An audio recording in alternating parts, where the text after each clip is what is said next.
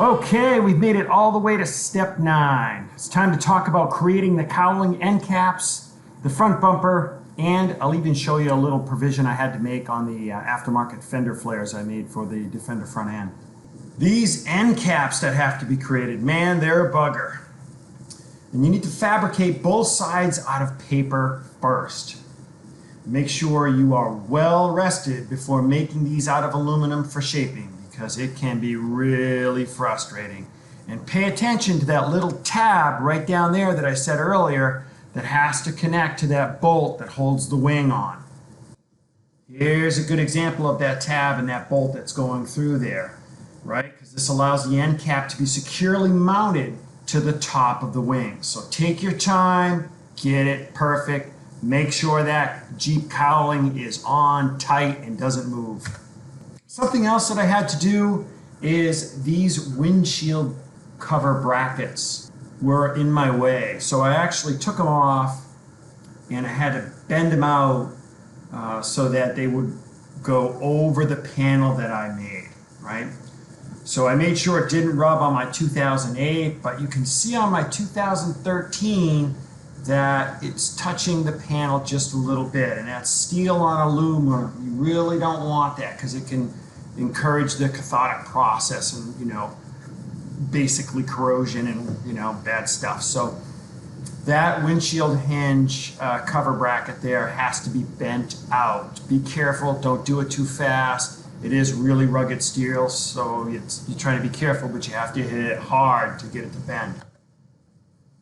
All right, coming to the bumper that I ordered, I had to cut off all of the mounting brackets because they're for a Land Rover frame, and we're working with a Jeep Wrangler. So cut off those brackets and any other brackets that are in the way. Now what I did is I purchased a 1/2 inch thick by 3 inch tall by 58 inch long piece of steel plate. Man, it was heavy.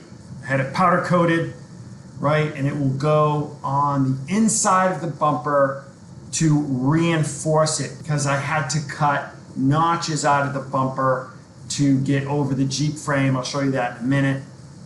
So I wanted to reinforce it with this steel plate. You can see right there underneath that I had to cut a big old notch out of that Defender bumper to get it around the Jeep frame, right? And then you mount these shackle plates outside the bumper and through the steel plate that you purchased, right? That's also on the inside of that Defender bumper, right? To mount it to the Wrangler bumper mounts. And obviously you'll have to drill holes through the Defender bumper, through the steel plate in order to get it to mount to the Wrangler frame.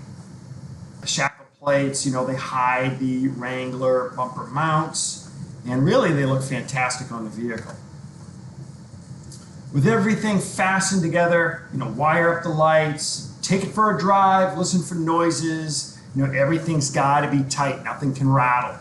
Okay, what I did is, because the Jeep, remember earlier I told you it was narrower, is that a word? The Jeep is wider than the Defender at the wheelbase. What does that mean?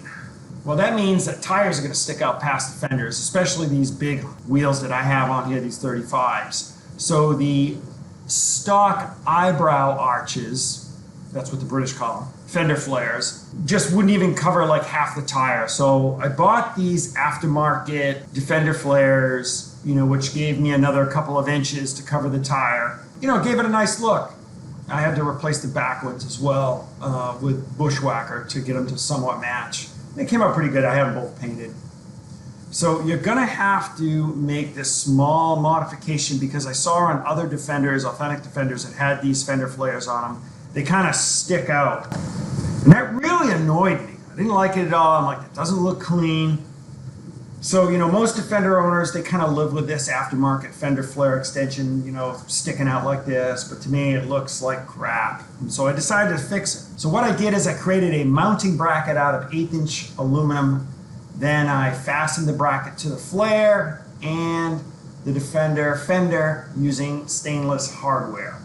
The finished solution looked great, and I put black paint on the screw. Then removed everything and installed aftermarket weather strips that are not shown. Why? Well, because the weather strips that came with the aftermarket Defender flares were crap.